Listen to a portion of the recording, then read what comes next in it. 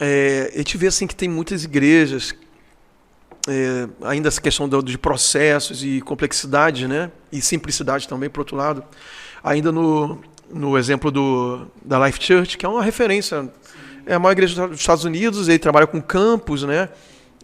E sem dúvida o pastor Craig é fenômeno ele, né?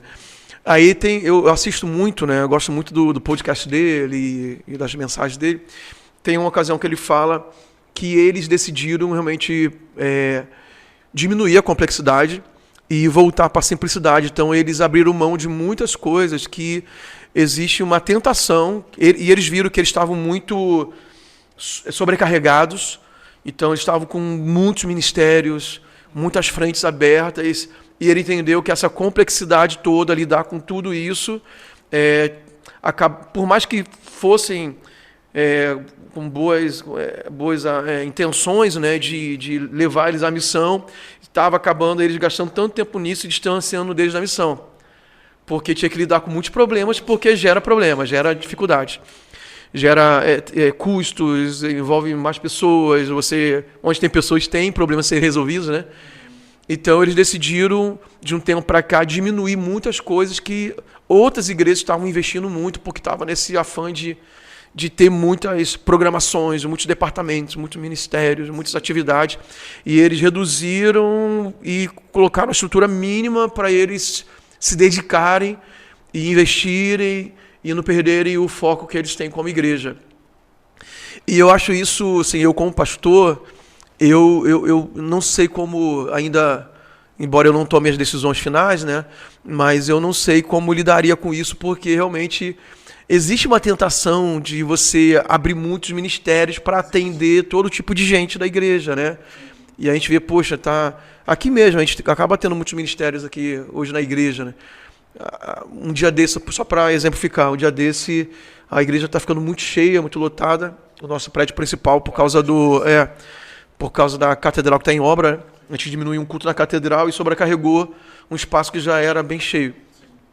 Então teve 3 domingos seguidos que alguém passou mal no culto. Assim, e isso nunca tinha acontecido.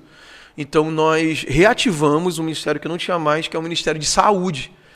A gente agora tem uma equipe de saúde lá, que fica de plantão, a gente tem um local, tipo um consultóriozinho médico, a gente tem enfermeiros e médicos disponíveis lá, porque é muito complicado alguém passar mal na igreja sem não ter, e demorar o atendimento.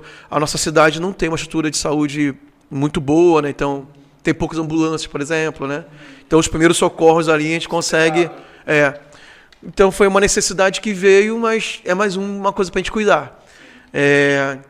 E, por exemplo, agora a gente estabeleceu e está... Agora não, faz tempo que estabeleceu, mas está querendo ampliar o Ministério de Surdos, né, para traduzir os cultos para eles. Que é importante, por causa da inclusão. Só que é muita coisa, cara, é muita coisa. O Kids é quase uma igreja à parte, os jovens é quase uma igreja à parte, adolescentes é quase uma igreja à parte, no sentido de estrutura, de voluntários, de faixas etárias. Aí a música é cada vez mais... A música tem que atender todo mundo, né? A música tem que atender todos os ministérios, em tese. O voluntariado de atmosfera, que a gente chama, de receptivo, de boas-vindas, gente na frente com placa, gente nas portas, gente nos estacionamentos, no banheiro. Mas, por outro lado, a gente queria se dedicar mais o quê? Nas células, no pastoreio, no discipulado, nos missionários. Então, cara, eu estou, na verdade, até desabafando aqui, abrindo meu coração, né? Para um consultor, né? Como é que se você pega um caso como esse, né? Que deve ter, né? Você deve atender. Sim, qual é o caminho que você faria, como você lidaria com essas demandas na prática, assim? Na prática, a primeira coisa que eu faço em toda e qualquer situação de uma igreja é fazer um mapeamento. Como que está a igreja, e eu dou um olhar técnico para esse olhar. Então, o pastor ele sempre vai achar que a igreja está muito boa ou está ruim, e ponto. E agora, como que a liderança enxerga? Como que os novos convertidos enxergam? Como aquele líder está servindo lá há alguns anos enxerga a igreja? Então, eu faço um pequeno mapeamento com os pastores, os líderes da igreja, e com camadas de liderança ou de níveis de relacionamento com a igreja e com o Senhor. Fiz esse mapeamento, eu quero enxergar principalmente para onde está o olhar da liderança. Eu tenho algumas perguntas específicas que eu fui elaborando, pegando ali de, por exemplo, Igreja Simples, José Campanhã e outros do Instituto Barna, como, por exemplo, quando eu vou falar de administração. Como que você olha a administração da igreja, pensando em finanças e pessoas? Eu vou fazendo perguntas específicas, na faixa de umas 15 perguntas, para começar o mapeamento. E eu faço essas mesmas perguntas para essas várias camadas, vários níveis de maturidade na igreja, né? E aí isso começa a me dar um mapa de para onde a igreja de fato está indo e como o líder da igreja, os líderes da igreja estão olhando. Eu digo pastores ou presbitério, né? Como que eles estão, para onde eles estão olhando na igreja. E aí, cara, eu acho que está se tornando um problema, que eu sempre quero olhar para o fundamento de tudo, né? Então eu acabo sendo um pouco teórico. Mas se a gente para pensar que aquela frase, o versículo fala, aonde está o teu coração, ali também estará teu tesouro, e aquilo ali está dizendo de o que realmente tem valor para você, para onde você está direcionando o seu olhar e sua energia, e é ali que você vai botar realmente valor, se aplica muito nisso, nessa administração da igreja. Por quê? Ou algumas pessoas, e tu vai ver que isso é diferente em denominações, se preocupam com estrutura física, o prédio, e outras coisas assim. Outros se preocupam com o culto. O culto é a coisa mais importante da igreja.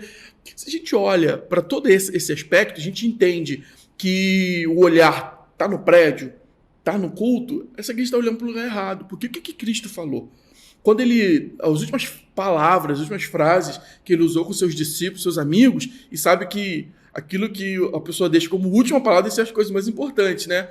Mateus 28.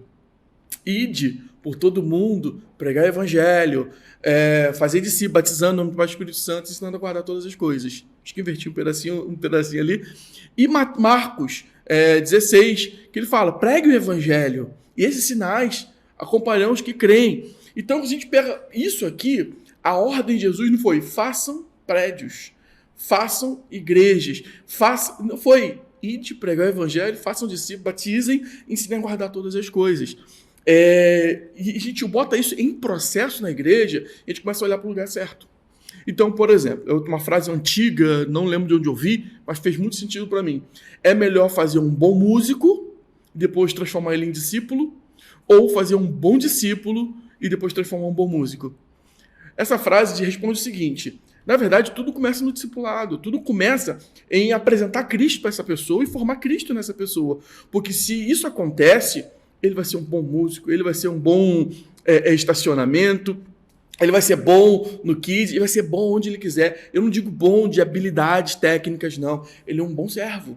Ele está comprometido. E a habilidade técnica é muito fácil de aprender, né? É muito mais simples de aprender. Então, se tudo começa realmente no discipulado, se a gente entende que isso é uma coisa boa, o que eu deveria olhar? Todo mundo que chega precisa ser atendido e discipulado. É o primeiro ponto. E aí eu me preocupo com o culto, com essa estratégia depois. Se eu consigo ter uma boa formação de discípulos, um bom cuidado com os discípulos, famílias bem cuidadas, estruturadas, lá atrás eu vou ter tudo isso funcionando. E sim, é complexo. E quando a igreja vai crescendo, vai se tornando mais complexo ainda. E realmente a tentação de querer estruturar coisas é muito grande. Só que a gente precisa sempre estar olhando para a matriz. Sempre olhando por que a igreja existe na Terra. Eu não existo para formar prédios lindos e maravilhosos. O prédio lindo e maravilhoso só serve para cuidar bem dessa igreja. Porque senão não faz sentido. Não sei se respondeu bem. Sim, com certeza.